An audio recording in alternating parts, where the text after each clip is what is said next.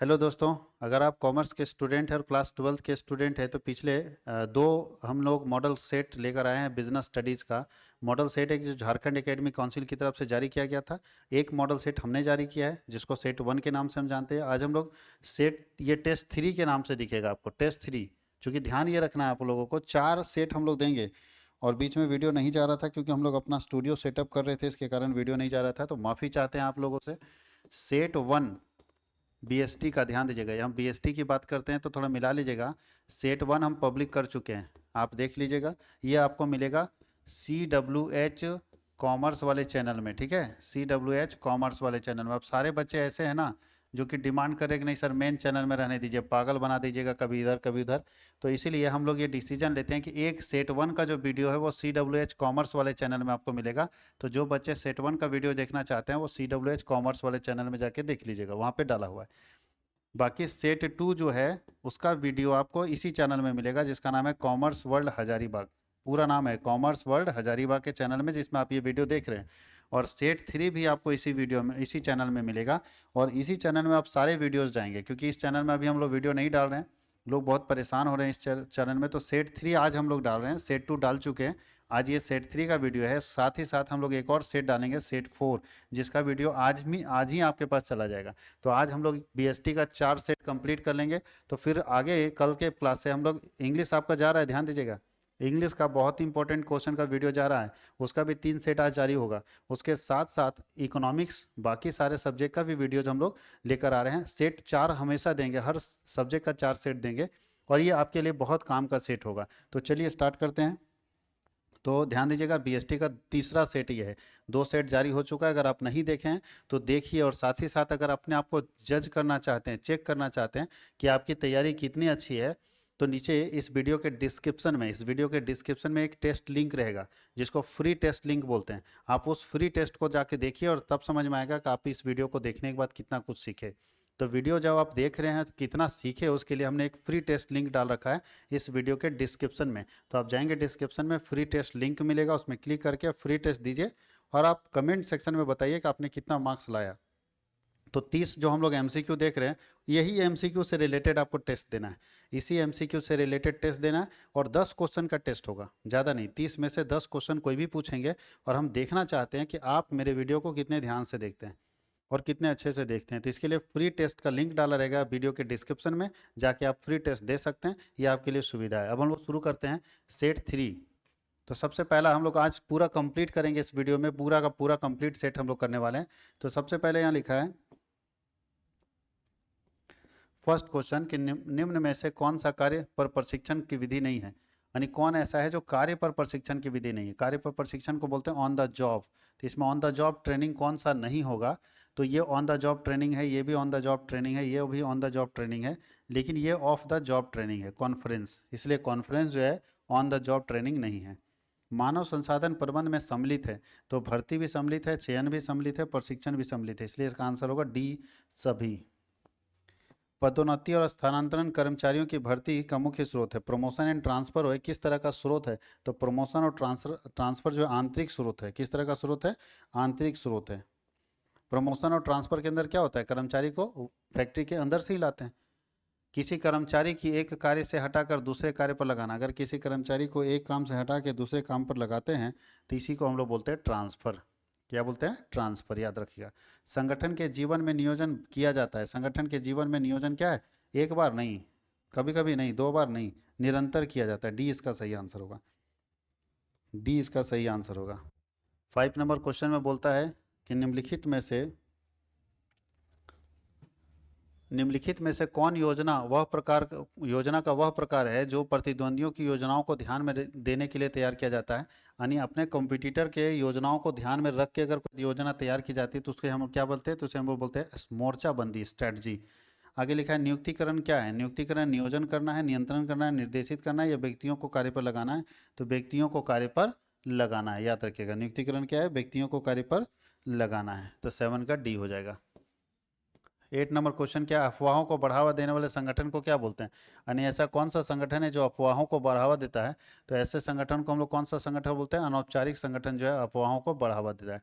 अधिकार के भारार्पण का आशय अधिक मतलब डेलीगेशन ऑफ अथॉरिटी का मतलब होता है कि आप अपने जूनियर को अधिकार कैसे ट्रांसफर करेंगे। तो अगर हम अपने जूनियर को, अपने नीचे वाले व्यक्ति को अधिकार हस्तांतरित कर रहे हैं तो उसको डेलीगेशन ऑफ अथॉरिटी बोलते हैं। तो उसके अंदर क्या क्या शामिल होता है? उत्तरदायित्व, मतलब अंतरण किसका किया जाता है? डेलीगेशन ऑफ अथॉरिटी में हम क्या चीज़ डेलीगेट करेंगे? तो हम लोग अथॉरिटी डेलीगेट करते हैं, याद रखिएगा। जब भी डेलीगेट करते हैं तो अथॉरिटी डेलीगेट करते हैं। तो वो बोल रहा है काम और काम से संबंधित अधिकार हम लोग अंतरण करते हैं। अंतरण को प्रभावी बनाने के लिए आवश्यक है कि उत्तरदायित्व के साथ अधिकार दिए जाएं। अंतरण तभी अच्छा होगा जब उत्तरदायित्व के साथ क्या होगा? अधिकार दिए जाएंगे। उत्तरदायित्व के साथ क्या होगा? अधिकार दिए जाएंगे, तभी वो अच्छा कहलाएगा। समन्वय स्थापित किया जाता है सभी के बीच में, याद रखिएगा, समन्वय सबके बीच में होना चाहिए, चाहे वो विभाग हो चाहे कुछ हो, समन्वय सभी के बीच में, उपरोक्त सभी के बीच में समन्वय स्थापित होना चाहिए। पर्यवेक्षक के अंतर्गत आते हैं, पर्यवेक्षक के अंतर्गत क्या आते हैं? तो पर्यवेक्षक के अंदर, पर्यवेक्षक मतलब सुपरवाइजर कहाँ आता है? टॉप में तो नहीं आता है, मिडिल में नहीं आता है, सुपरवाइजर कहाँ आता है? लोअर लेवल मैनेजमेंट में। यहाँ परिभाषा एक लिखा है कि किसके अनुसार प्रबंध औपचारिक रूप से समूह संगठित मनुष्यों से तथा उनके साथ मिलजुल कर काम कराने और करने की कला है। कौन ऐसा व्यक्ति है जिन्होंने परिभाषा दिया था कि जो प्रबंध है औपचारिक समूह के रूप में या औपचारिक रूप से समूह संगठित मनुष्यों से तथा उनके साथ मिलजुल कर काम करने की कला है, ये किनका कहना था? तो ये कहना था कुंज एवं ओडोनेल का। किनका कहना था? कुंज एवं ओडोनेल का। तो ये ऑप्शन होगा बी। गलत संगठन संरचना व्यावसायिक निष्पादन को रोकती है तथा यहाँ तक कि उसे नष्ट कर देती है, ये किसका कहना है? कि गलत अगर व्यावसायिक संगठन बना देते हैं तो वो क्या बोल रहा है कि गलत अगर संगठन संरचना बनेगा तो सब कुछ बर्बाद कर देगा, ये कहना है ड्रकर का। किसका कहना है? ड्रकर का कहना है, याद रखना है इस चीज़ को। उपक्रम में संगठन की स्थापना करता है, उपक्रम में संगठन की स्थापना कौन करता है? Top level, middle level, lower level और नॉन ऑफ दिस। तो जब भी संगठन की स्थापना करता है तो टॉप लेवल। संगठन के लक्ष्यों को प्राप्त करने के लिए जो बड़ी योजना बनाई जाती है उसको किस नाम से जानते हैं? संगठन को के उद्देश्यों को प्राप्त करने के लिए जो बड़ी योजना तैयार की जाती है उसे किस नाम से जानते हैं? तो उसे हम लोग उद्देश्य बोलते हैं। यही इसी में लक्ष्य को प्राप्त करने के लिए योजना बनाई जाती है, सॉरी उसे कार्यक्रम बोलते हैं, नीति नहीं, रणनीति, स्ट्रेटजी। संगठन के लक्ष्यों को प्राप्त करने के लिए बृहद योजना जानी जाती है, बड़ी योजना जो है वो रणनीति के नाम तौर पर जानी जाती है। ठीक है, रणनीति होगा 16 का डी। 17, योजना प्रक्रिया का पहला कदम कौन सा है? अगर हम नियोजन कर रहे हैं तो नियोजन का सबसे पहला कदम क्या है? तो सबसे पहला कदम है उद्देश्यों को निर्धारित करना। नियोजन में सबसे पहले क्या करते हैं? उद्देश्यों को निर्धारित करते हैं और सबसे लास्ट होता है फॉलोअप करना। ठीक है, management it self expand through, management अपने आप बोलता है कि प्रबंध जो है किसके द्वारा स्वतः विस्तार हो जाता है, किसके कारण जो है वो प्रबंध ऑटोमेटिक विस्तार हो जाता है? तो डिसेंट्रलाइजेशन के कारण प्रबंध ऑटोमेटिक विस्तार हो जाता है। तो यहाँ होगा डिसेंट्रलाइजेशन, विकेंद्रीकरण के कारण, सी ऑप्शन। निम्नलिखित में से कौन योजना का प्रकार नहीं है? इसमें से कौन है जो योजना का प्रकार नहीं है? तो आप पढ़े होंगे टाइप्स ऑफ प्लानिंग, तो उसके अंदर मोटिवेशन नहीं आता, बाकी ये सब प्लानिंग का टाइप्स है। उपभोक्ता संरक्षण अधिनियम पारित हुआ, आप खुद सब जानते हैं 1986 में पारित हुआ। तो 1986 का 1986 तो एक ही ऑप्शन है 1986। ठीक है, बाकी 1886 नहीं होगा, 1996, 1997 है ही नहीं। तो 1986 में पास हुआ था उपभोक्ता संरक्षण अधिनियम। 20 नंबर क्वेश्चन। अगर हम 21 नंबर क्वेश्चन की बात करें तो 21 नंबर क्वेश्चन बोलता है भारत में उपभोक्ता संरक्षण अधिनियम प्रभावी कब से है? तो खुद सोचिए कि 15 मार्च 86 से ही ना, 86 में लागू हुआ तो 15 मार्च 86 से लागू हो गया। लेबलिंग क्या है? लेबलिंग अनिवार्य है, आवश्यक है, ऐच्छिक है, धन की बर्बादी। तो लेबलिंग अनिवार्य है। विपणन पर किया गया व्यय क्या है? तो विपणन पर किया गया व्यय जो है विनियोग है। विपणन पर किया गया व्यय आज के समय में क्या है? विनियोग है। पहले इसको बर्बादी माना जाता था, लेकिन आज के समय में अगर आप मार्केटिंग में खर्चा करते हैं तो वो इन्वेस्टमेंट है, जितना खर्चा कीजिएगा उतना आपका रिटर्न आएगा, खर्चा नहीं कीजिएगा तो रिटर्न नहीं आएगा। नेक्स्ट क्वेश्चन देखते हैं। सन 2004 में भारत में स्टॉक एक्सचेंज की संख्या कितनी थी? 2004 में भारत में स्टॉक एक्सचेंज की संख्या कितनी थी? जो 24 स्टॉक एक्सचेंज था। भारत में सबसे पहले स्कंद विपणन यानी स्टॉक एक्सचेंज की स्थापना कहाँ पे हुई थी और कब हुई थी? भारत में सबसे पहला जो स्टॉक एक्सचेंज बना था, बीएसई के नाम से हम लोग उसको जानते हैं, बॉम्बे स्टॉक एक्सचेंज। और इसकी स्थापना कब हुई थी? 1887 में। विश्व में सबसे पहले स्टॉक एक्सचेंज की स्थापना कहाँ हुई थी? तो विश्व में यानी दुनिया में सबसे पहले स्टॉक एक्सचेंज की स्थापना कहाँ हुई थी? लंदन में हुई थी। दुनिया में सबसे पहले स्टॉक एक्सचेंज की स्थापना कहाँ हुई थी? लंदन में हुई थी। 27, स्टॉक एक्सचेंज के लिए सेबी की सेवाएं क्या है? मतलब for stock exchange the service of SEBI. तो ध्यान दीजिएगा, शेयर मार्केट के लिए सेबी की सेवाएं अनिवार्य है ना, होना ही चाहिए। पूंजी के को सामान्यतः कितने रूप में बांटा जाता है? पूंजी को दो रूप में बांटा जाता है। कैपिटल अगर हम बात करते हैं तो दो तरह का कैपिटल होता है, ठीक है। और वैसे आप एक और चीज़ बोल सकते हैं, अगर पूंजी को दो रूप में हम लोग यहाँ बोल रहे हैं, इक्विटी कैपिटल और प्रेफरेंस कैपिटल। लेकिन अगर कोई व्यक्ति इक्विटी कैपिटल, शेयर कैपिटल की बात करता है, शेयर कैपिटल ये नहीं, सिर्फ कैपिटल लिखा हुआ है, इसलिए आप 28 में ये बोल सकते हैं कि पूंजी को दो रूप में बांटा जा सकता है। तो इसका आंसर क्या होगा? बी हो जाएगा। अस्थाई पूंजी का संबंध होता है, अस्थाई पूंजी को हम लोग दो तरह से बांटते हैं। पहला अस्थाई पूंजी क्या होता है? दीर्घकालीन, बिल्कुल सही है। मध्यकालीन नहीं, दीर्घकालीन होता है। जब भी अस्थाई संपत्ति होता है, अस्थाई पूंजी होता है, तो क्या होता है? लॉन्ग टर्म होता है। और कार्यशील पूंजी का संबंध जो है वो क्या होता है? शॉर्ट टर्म होता है। कार्यशील पूंजी शॉर्ट टर्म के लिए और ये लॉन्ग टर्म के लिए होता है। ये हम लोग पूरा एमसीक्यू कंप्लीट कर लिया। अब हम लोग चलते हैं very short answer type question में, जहाँ एक एक लाइन में आंसर आपको देना था। तो पहला बोलता है when is national consumer day celebrated? 15 मार्च को नेशनल कंज्यूमर डे सेलिब्रेट किया जाता है। नेशनल कंज्यूमर डे सेलिब्रेट किया जाता है 15 मार्च को। बोलता है what are the main types of incentive? Incentive दो तरह का होता है, मौद्रिक और अमौद्रिक, दो तरह का इंसेंटिव हम लोग इसमें देते हैं। बोलता है rumours and distortions take place in which type of communication? किस प्रकार के संदेशवाहन में अफवाह और गलतफहमियों की संभावना ज़्यादा होती है? तो इनफॉर्मल कम्युनिकेशन में ऐसा ज़्यादा होता है। दूसरा लिखा है व्हाट इज प्लानिंग? नियोजन क्या है? अच्छा, which function of management ensure that actual activity conform to plan activity? बोला कौन ऐसा काम है जिसमें ये पता किया जाता है कि जो वास्तविक में काम हो रहा है वो प्लान एक्टिविटी के अनुसार होना है, जो प्लान हम बना रहे हैं उसके अनुसार जो काम हो रहा है, ये कौन से गतिविधि के अंदर करते हैं? तो यहाँ पे देखिए गलत लिखा हुआ है, ये गलत लिखा हुआ, प्लानिंग नहीं। ये जो काम होता है जहाँ पे हम प्लान के अकॉर्डिंग काम कर रहे हैं, ये हमको कहाँ पता चलता है? ये हम लोग को पता चलता है जब हम कंट्रोलिंग करते हैं। जब हम क्या करते हैं? कंट्रोलिंग करते हैं, तब हम पकड़ पाते हैं कि हम, तो ये गलत है, यहाँ पे कंट्रोलिंग लिखेगा। बोलता है कि कौन सा ऐसा काम है जिसमें हमको ये पता चलता है कि प्लान के अकॉर्डिंग काम हो रहा है या नहीं हो रहा है? तो कंट्रोलिंग के अंदर होता है, ठीक है। ये छोटा छोटा टॉपिक है, कंट्रोलिंग वाला लिखेगा। लिखा व्हाट इज मार्केटिंग? मार्केटिंग क्या है? तो मार्केटिंग का मतलब क्या होता है? आप अपने प्रोडक्ट को बेचते हैं, बनाने से लेकर बेचने तक के सारे काम को हम मार्केटिंग के अंदर शामिल करते हैं। किसी प्रोडक्ट को बनाने से लेकर बेचने तक के सारे काम को किसके अंदर शामिल करते हैं? मार्केटिंग के अंदर शामिल करते हैं। देखिए यहाँ पे इसका आंसर लिखा हुआ, आप लोग यहाँ से भी लिख सकते हैं, बट हम आसान भाषा में आपको समझा दिए। बोलता है कि state any one responsibility of consumer? Consumer का एक ड्यूटी बताइए। तो कंज्यूमर का पहला ड्यूटी है कि लेबल को ध्यानपूर्वक पढ़ें। दूसरा, जल्दबाजी में क्रय ना करें। खरीदते समय रसीद जरूर लें। ऐसे बहुत सारे कंज्यूमर का ड्यूटी है जिसको ध्यान रखना चाहिए। What is the last step of controlling? Controlling का लास्ट स्टेप होता है टेकिंग एक्शन। कंट्रोलिंग का लास्ट स्टेप क्या होता है? Taking correct action. आगे लिखा है what is meant by money market? Money market क्या होता है? तो मनी मार्केट ऐसा मार्केट होता है जहाँ पे अल्पकाल के लिए, एक साल से कम समय के लिए सिक्योरिटी को खरीदा और बेचा जाता है। मनी मार्केट ऐसा मार्केट है जहाँ एक साल से कम समय के लिए सिक्योरिटी को खरीदा और बेचा जाता है। याद रखिएगा, एक साल से कम समय के लिए।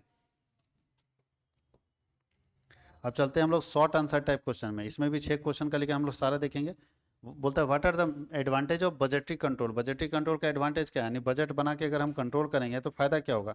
तो पहला है बजटरी कंट्रोल का फायदा ये होगा कि तुलना करने में सरल होगा, विशेष लक्ष्यों पर केंद्रित होगा, अभिप्रेरणा का स्रोत होगा और संसाधनों का सर्वोत्तम उपयोग करने में मदद मिलेगा। ये 4-5 फायदे हैं बजटरी कंट्रोल के। बोलता है कि सेलिंग और मार्केटिंग में क्या अंतर है? सब जानते हैं सेलिंग क्या है, एक छोटा सा काम है, मार्केटिंग बड़ा काम है। मार्केटिंग के अंदर सेलिंग आता है, तो selling is a part of marketing. Selling is a part of marketing. Selling का मेन पर्पस है सामान को बेच देना, चाहे जैसे बेचे। अब मार्केटिंग का मेन पर्पस है सामान को बेचने के साथ कस्टमर को बनाना, यानी प्रॉफिट कमाना और साथ ही साथ कस्टमर को बनाना। इसको बोलते हैं profit earning with customer satisfaction. और ये सिर्फ प्रॉफिट अर्निंग के लिए काम करता है, चाहे जैसे हो प्रॉफिट कमाना होगा। उद्देश्य, इसका उद्देश्य होता है सामान को बेच देना, जबकि इसका उद्देश्य होता है सामान को बेचने के साथ अपने कस्टमर को बना के रखना, कस्टमर को भी मेंटेन करना। स्टार्टिंग, इसका काम, सेलिंग का काम तब शुरू होगा जब सामान बन जाएगा, लेकिन ये सामान बनने से पहले शुरू हो जाता है। और नीचे लिखा प्रयास, तो बोलता है इसका प्रयास क्या होता है? इसका प्रयास होता है कि हम कैसे अपने प्रोडक्ट को बेच सकें। और इसका प्रयास होता है कि हम कैसे प्रोडक्ट का प्लानिंग करेंगे, प्राइस डिटर्मिनेशन, मूल्य निर्धारण करेंगे, मार्केटिंग करेंगे, सारा प्रयास इसका होता है। साथ ही लिखा है ढाल, मतलब इसमें क्या होता है? तो बोलता है कि इसमें ग्राहक को कोशिश किया जाता है कि बस सामान बेच दे, जैसे भी चले बेचने के ऊपर। लेकिन उसमें बोलता है कि नहीं, यहाँ मतलब सामान जैसा बन गया ग्राहक को उसके हिसाब से ढाल देते हैं कि यही सामान आपके लिए परफेक्ट है। यहाँ बोलता है कि नहीं, ग्राहक जैसा है हम वैसा सामान बनाएंगे। मार्केटिंग क्या बोलता है कि जैसा ग्राहक है वैसा सामान हम बनाएंगे। और यहाँ होता है सामान बना हुआ है, ग्राहक को उसके अनुसार सेट करना है। लाभ, बोलता है इसका सिर्फ एक ही उद्देश्य है कि ज़्यादा से ज़्यादा माल बेच के लाभ कमाना, जबकि उसका उद्देश्य लाभ कमाने के साथ साथ ग्राहक की संतुष्टि भी बहुत इंपॉर्टेंट उसके लिए हो जाती है। कार्य क्षेत्र, इसका क्षेत्र छोटा होता है, इसका क्षेत्र क्या होता है, बड़ा होता है। ये कुछ डिफरेंसेस है। उत्पाद का मूल्य का निर्धारण, इसमें मूल्य का निर्धारण जो है वो यही है कि हमारा हमेशा उद्देश्य ये रहता है कि ज़्यादा से ज़्यादा मूल्य रखेंगे ज़्यादा अच्छा रहेगा। और इसमें मूल्य का निर्धारण वो जो है वो फर्म की अपेक्षा क्या है, ग्राहक की आवश्यकता क्या है, इसके आधार पर तय किया जाता है। आगे लिखा है कि विच quality should a good brand name have. एक अच्छे ब्रांड में क्या क्या गुण होने चाहिए। तो एक अच्छा जो नाम होता है, एक अच्छा ब्रांड होता है वो सिंपल होना चाहिए और छोटा होना चाहिए। एक अच्छा ब्रांड जो है वो सजेस्टिव होना चाहिए। एक अच्छा ब्रांड जो है वो ऐसा होना चाहिए जिसका रजिस्ट्रेशन किया जा सके। एक अच्छे ब्रांड का और डिजाइन जो है अद्वितीय होना चाहिए, यानी यूनिक होना चाहिए, जो दूसरे से अलग हो। छोटा होना चाहिए, ब्रांड का नाम अस्थाई होना चाहिए और ब्रांड का नाम लेटेस्ट होना चाहिए। ये सब यहाँ पे दिया हुआ है ब्रांड में। What do you understand by communication? Explain any two importance of communication in management. Communication क्या है और दो बताइए महत्व क्या है कम्युनिकेशन का मैनेजमेंट में। तो कम्युनिकेशन का मतलब होता है transfer of ideas, fact, feeling from one person to another person. अगर एक व्यक्ति दूसरे व्यक्ति तक अपनी जानकारी को, अपने इन्फॉर्मेशन को पहुंचाता है तो इसे हम संदेशवाहन के नाम से जानते हैं। जैसे हम लोग मोबाइल फ़ोन में बात कर रहे हैं तो एक व्यक्ति दूसरे व्यक्ति को मैसेज ही तो कर रहा है, बोल के समझा रहा है। तो ये कम्युनिकेशन है, संदेशवाहन है। संदेश का मतलब, संदेशवाहन का मतलब अपनी विचारों को हम दूसरे तक कैसे पहुंचाएंगे। तो पहले लोग चिट्ठी लिख के पहुंचाता था, आज चिट्ठी लिखने का ज़माना चला गया। अब टेक्स्ट मैसेज करता है या फ़ोन करके समझा देता है, बोल के समझा देता है। हम भी तो आपके साथ कम्युनिकेट कर रहे हैं। तो कम्युनिकेशन का मतलब होता है एक व्यक्ति से दूसरे व्यक्ति तक विचार को, तथ्य को, भावना को अगर एक व्यक्ति से दूसरे व्यक्ति तक ट्रांसफ़र किया जा रहा है तो इसे कम्युनिकेशन कहते हैं। इसका दो महत्व ये है कि कम्युनिकेशन के लिए क्या बोलता है, निर्णय निर्धारण के लिए आवश्यक आधार प्रदान करता है, मनोबल को बढ़ाता है और मोटिवेशन देता है। ये दोनों फायदे हैं इसमें। State any three function of supervisor. Supervisor का तीन काम आपको बताना है। तो सुपरवाइजर का पहला काम क्या है, कर्मचारियों और प्रबंध के बीच में कड़ी का काम करता है, नियंत्रण को सुविधाजनक बनाता है, संसाधनों का सर्वोत्तम उपयोग करता है, अनुशासन बनाए रखता है और प्रतिपुष्टि फीडबैक लेता रहता है। एक अच्छे नेता का क्या क्या गुण होना चाहिए। तो एक अच्छे नेता के गुण में सबसे पहला है कि ज्ञान होना चाहिए उसके अंदर, कम्युनिकेशन स्किल होना चाहिए उसके अंदर, सेल्फ कॉन्फिडेंस होना चाहिए उसके अंदर, उसके बाद इंटेलिजेंस होना चाहिए, वो अट्रैक्टिव पर्सनालिटी होनी चाहिए और इंटीग्रिटी एंड ऑनेस्टी होनी चाहिए। ये सारा गुण अगर किसी एक अच्छे लीडर के पास रहेगा तो वो लीडर अच्छा बन पाएगा। बोलता है कि give any three example of consumer exploitation. उपभोक्ता शोषण के तीन उदाहरण बताइए। तो उपभोक्ता शोषण के तीन उदाहरण हम बता देते हैं, आप भी जानते हैं। कम तोलना, गलत सामान बेचना, मिलावट का सामान बेचना, ठीक है। ये सारा उपभोक्ता शोषण, यानी बिजनेसमैन जो है वो विक्रेता जो उपभोक्ता को कैसे शोषित करता है। तो गलत सामान बेच देता है, खराब सामान बेच देता है, कम तोलता है। ये सब शोषण के कारण है कि एक बिजनेसमैन जो है वो अपने कंज्यूमर को क्या कर रहा है, शोषित कर रहा है। क्वेश्चन नंबर 8 में चलते हैं कि प्रोसेस स्टेप ऑफ कंट्रोलिंग पूछ रहा है। कंट्रोलिंग में 5 ही स्टेप है। पहले सबसे पहले कंट्रोल करने के लिए क्या करना होगा, सबसे पहले आपको स्टैंडर्ड डिसाइड करना होगा, मानक तय करना होगा। फिर एक्चुअल परफॉर्मेंस को मेजर करना, फिर तुलना करना पड़ेगा। हम पहले तय करेंगे कि कितना बनाना चाहिए था, क्या बना है, फिर तुलना करेंगे क्या कमी आया, अंतर आ रहा है, मतलब अच्छा हुआ है, ज़्यादा हो बनाया या कम बनाया। फिर क्या करेंगे, कारण ढूंढेंगे कि क्या कारण था कि कम बना या ज़्यादा बना, और फिर उसको करेक्टिव एक्शन लेंगे। तो 5 स्टेप याद रखिएगा। कभी भी किसी को कंट्रोल करना है तो सबसे पहले मानक तय कीजिए। जैसे हम तय कर दिए 10 पीस बनाना है, बनाया, एक्चुअल को हम चेक किए तो देखा 8 ही पीस बनाया, तुलना किए तो 2 पीस शॉर्ट आ रहा था। अब उसको पूछेंगे क्या कारण है शॉर्ट होने का। शॉर्ट होने का ऐसा नहीं कि वर्कर ही खराब हो, ऐसा भी तो हो सकता है कि उसमें स्टॉक शॉर्ट कर गया होगा, मशीन ब्रेक डाउन हो गया होगा जिसके कारण कम प्रोडक्शन किया। तो कारण ढूंढेंगे और सही एक्शन लेंगे कि ऐसा अब दोबारा नहीं होना चाहिए। ये कंट्रोलिंग का फंक्शन है, 5 स्टेप। अब हम लोग लॉन्ग आंसर टाइप क्वेश्चन में फिर आ गया प्रोसेस ऑफ कंट्रोलिंग। देखिए अभी पढ़ चुके हैं तो दोबारा बताने की जरूरत नहीं, सेम चीज़ है प्रोसेस ऑफ कंट्रोलिंग में। आगे बोलता है explain the need hierarchy theory of Maslow. Maslow का नीड हेरारकी थ्योरी क्या है। तो ये आपको पता होना चाहिए। मॉस्लो का 5 जो है आवश्यकता क्रम है। मॉस्लो का अगर मोटिवेशन थ्योरी की बात करें तो 5 आवश्यकता क्रम है। सबसे पहले बोलता है साइकोलॉजी फिजियोलॉजिकल नीड्स, शारीरिक आवश्यकता सबसे पहला है। पहला है शारीरिक आवश्यकता, बताए होंगे आपको। दूसरा है सुरक्षा आवश्यकता, तीसरा सामाजिक आवश्यकता, चौथा है सम्मान और पद की आवश्यकता, और पांचवा है आत्म प्राप्ति की आवश्यकता। ये 5 नीड है मॉस्लो का। मॉस्लो कौन है, तो विद्वान है अमेरिका के जिन्होंने मोटिवेशन थ्योरम दिया था, जिन्होंने अभिप्रेरण का सिद्धांत दिया। तो जो अभिप्रेरण का सिद्धांत देने वाले हैं उनका नाम है अब्राहम मास्लो, पूरा नाम है इनका। एक्सप्लेन बोलता है briefly explain the function of marketing, marketing के क्या क्या काम है वो एक्सप्लेन कीजिए। तो मार्केटिंग के बहुत सारे काम है, सबका नाम सिर्फ हम लिख देते हैं, छोटा छोटा एक्सप्लेनेशन आपको नोट्स में भी मिल जाएगा।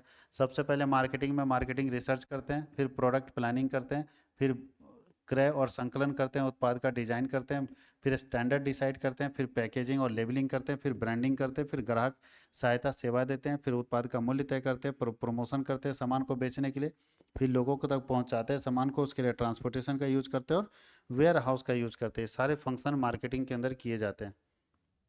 और अगर हम आपको मार्केटिंग करना है तो ये सारे फंक्शन आपको मार्केटिंग के अंदर क्या हो करने होंगे।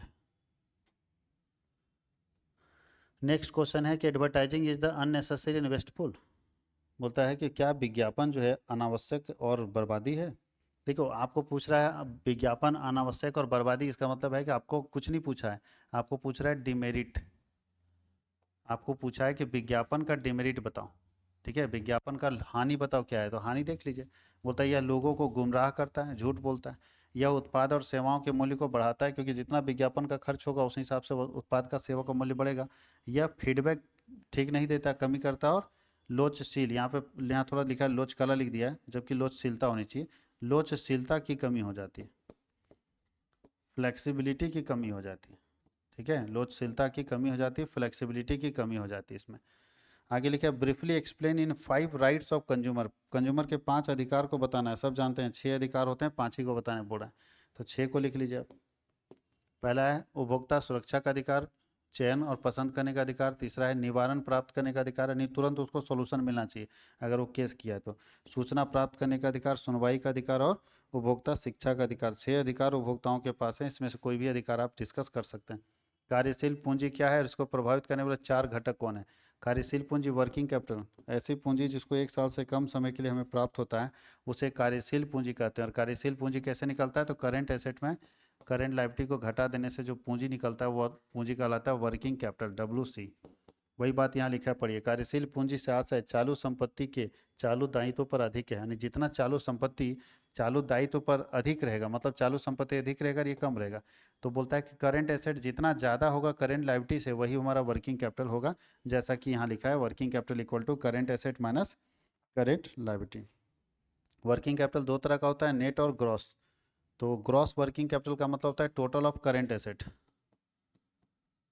Total of CA, current asset को जोड़ देंगे तो ग्रॉस वर्किंग कैपिटल निकल जाएगा, और जब करेंट एसेट में करेंट लायबिलिटी को घटा देंगे तो नेट वर्किंग कैपिटल निकल जाएगा, ठीक है।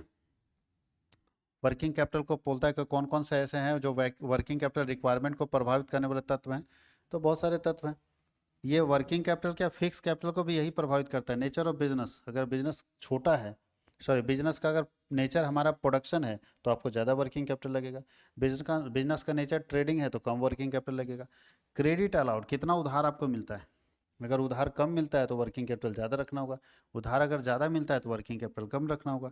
प्राप्त उधार, कितना आपको पैसा मिल चुका है तो इसके आधार पर तय होता है। परिचालन लागत, क्षमता का आप अपने बिजनेस को कैसे चला सकते हैं इसके आधार पर तय होता है। व्यवसाय का मौसमी प्रकृति, इसके आधार पर तय होता है। बाजार में कंपटीशन क्या है, इसके आधार पर तय होता है। और उत्पादन चक्र, ये सब के आधार पर तय होता है कि आपको वर्किंग कैपिटल ज़्यादा रखना चाहिए या कम रखना चाहिए।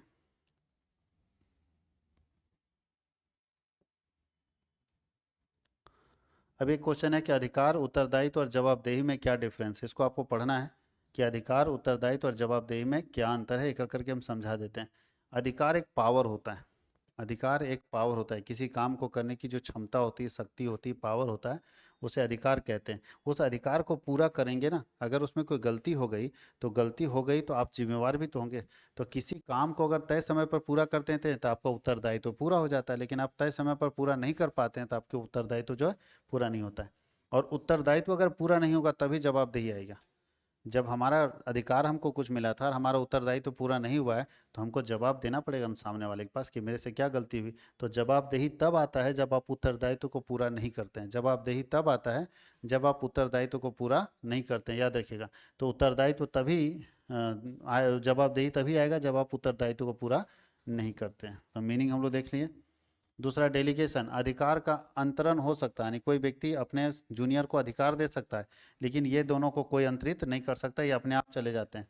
अधिकार का अंतरण होता है, अधिकार को ट्रांसफर किया जाता है, लेकिन ये सब चीज़ को ट्रांसफर नहीं किया जाता है, ये अपने आप चले जाते हैं। उद्गम ओरिजिन बोलता है अधिकार जो है संस्था में औपचारिक पदों से उत्पन्न होता है, यानी कोई आप अधिकार अधिकृत पद पर किसी बड़े पद पर बैठे हैं तो आपके पास अधिकार रहेगा, लेकिन इसके लिए कोई बड़े पद पर बैठने का जरूरत नहीं है, ये ऑटोमेटिक क्रिएट हो जाता है। फ्लो, अधिकार ऊपर से नीचे जाता है, ये लोग का भी फ्लो ऊपर से जो है दायित्व की ओर नीचे से ऊपर जाता है और उसका भी नीचे से ऊपर जाता है। यानी ऑथोरिटी जब भी आएगा अधिकार, तो अधिकार ऊपर से नीचे आता है ऐसे, टॉप लोअर, अधिकार टॉप वाला लोअर को ना देगा, लेकिन जब रिस्पॉन्सिबिलिटी की बात आती है तो क्या होगा, टॉप लोअर, तो लोअर वाला का जिम्मेवारी रिस्पॉन्स वो आएगा, इस तरह से आएगा। तो उत्तरदायित्व हो या जवाबदेही हो नीचे से ऊपर और अधिकार ऊपर से नीचे, यही प्रोसेस इसमें फॉलो किया जाता है, इसी प्रोसेस को फॉलो करते हैं वहाँ पे हम लोग। ठीक है, तो ये हम लोग पूरा सेट कंप्लीट कर लिए। अब हम लोग एक और मॉडल सेट है, सेट 4, उसको भी फटाफट कंप्लीट कर लेंगे। ये मेरा पर्पस है कि आपके पास ये सारा कंटेंट चले जाए और आप उसको एक बार देखेंगे तो मज़ा आएगा आपको भी।